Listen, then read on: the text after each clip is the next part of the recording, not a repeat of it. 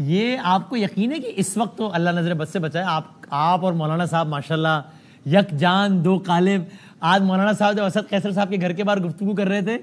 تو شبلی فراز صاحب ایسے حمایت کر رہے تھے کہ مجھے لگا کہ مطلب وہ زیادہ ہی جذبات میں آ کے نعرہ وارہ ہی نہ لگا دیں کوئی بھائی ہمارے. تو یہ معاملہ چل پائے گا یا کچھ دنوں بعد مولانا صاحب نے اگر کہیں ووٹ دے دیا آئینی ترامیم کے حق میں تو پھر سے جو ہے وہ مسئلہ ہو جائے گا؟ اگین بہت شکریہ بادامی صاحب. لیکن دیکھیں اس میں ایک چیز سوچنے کی یا سمجھنے کی ہے کہ اگر ایشوز پہ پالیٹکس ہوتی ہے تو وہ زیادہ بہتر ہوتا ہے. دیکھیں اگر مولانا صاحب نے کیونکہ ہمیشہ سے ہماری بھی ان سے مخالفت رہی ہے, ان کی ہم سے رہی ہے, اور بہت سا ان کا جو پرانا وہ رہا ہے کہ جو حکومت کے ساتھ مل جاتے ہیں کچھ لے دے کے یا جو بھی ہوتا ہے, لیکن انہوں نے جو اس دفعہ سٹینڈ لیا ہے یہ واقعی اس کو صرف پی ٹی آئی نہیں, اس کو بہت زیادہ لوگ اپریشیٹ کر رہے ہیں. کیونکہ جو یہ ابھی سینیٹر صاحب نے بتایا کہ وہ قانون تو چھوڑیں کہ کالا قانون تھا, وہ جس لفافے میں آیا تھا تو وہ بھی انہوں نے کہا تھا کہ کالا تھا, تو اتنا کالا قانون تھا کہ وہ لفافہ بھی کالا ہو گیا تھا.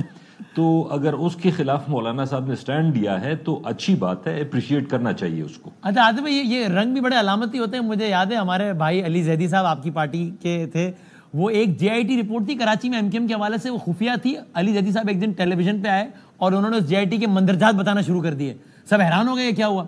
ان سے ہم نے اپنے پروگرام میں واقعہ سنا کہ بھائی کیا ہوا تھا, تو انہوں نے کہا ایسی رات کو 2 بجے ایک بندہ گھر پہ آیا, خاکی لفافے میں جو ہے نا کچھ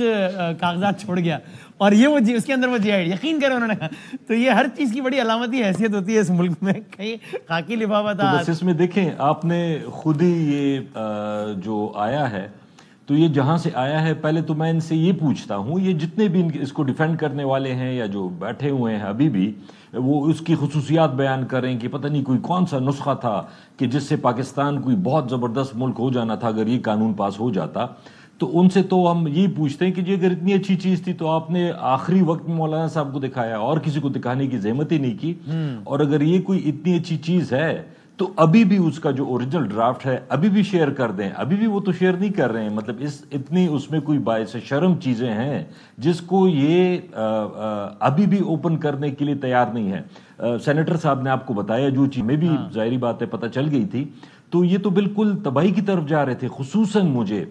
پیپلز پارٹی پہ کہ ابھی تک وہ چارٹر آف ڈیموکریسی اور محترمہ نے جمہوریت کے لیے اور پیپلز پارٹی نے جمہوریت کے لیے ٹھیک ہے بہت کچھ کیا ہوگا, لیکن یہ جو بلاول صاحب کرنے جا رہے تھے یہ آپ اندازہ کریں کہ یہ پھر چارٹر آف ڈیموکریسی اور جمہوریت کے چیمپئن بننا, جو انہوں نے سینیٹر صاحب نے بتایا ہے, جو اس میں ملٹری کورٹس کے بارے میں, جو بیسک آپ کے رائٹس ہوتے ہیں اس کے بارے میں. یا اگر ایک چیز مجھے سمجھ میں نہیں آتی کہ اگر اتنی کوئی اچھی چیز تھی, کانسٹیٹیوشنل جو کورٹ ہے وہ اتنی ضروری ہے, پورے پاکستان میں کیا ایک ہی جج رہ گیا ہے؟ یا تو یہ کمٹمنٹ کر دیں کہ جی یہ قاضی صاحب کو نہیں لگائیں گے, کہ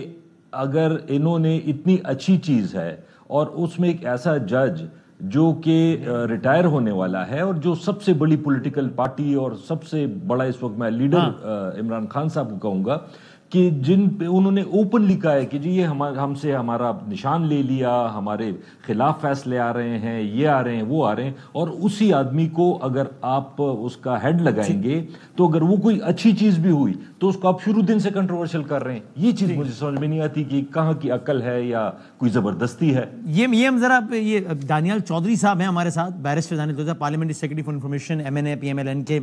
نون لیگ کی جانب سے non as member P M L N but as a private member. جو پہلا جو بل اس طرح کا موو ہوا تھا, یہ والا بل نہیں لیکن اس حوالے سے وہ دانیال چودھری صاحب کا آیا تھا, جس کے بعد پھر یہ بحث جنریٹ ہوئی تھی. ان سے ذرا